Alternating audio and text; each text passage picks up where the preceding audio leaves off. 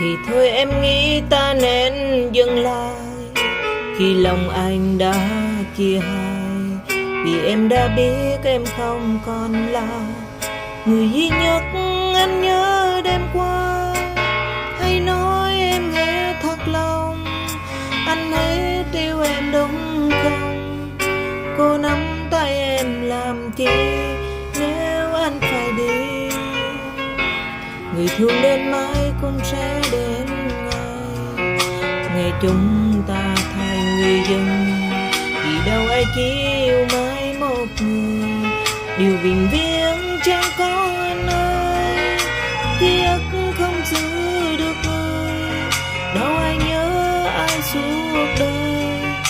Nước mắt hôm nay có rơi cũng không vì nhớ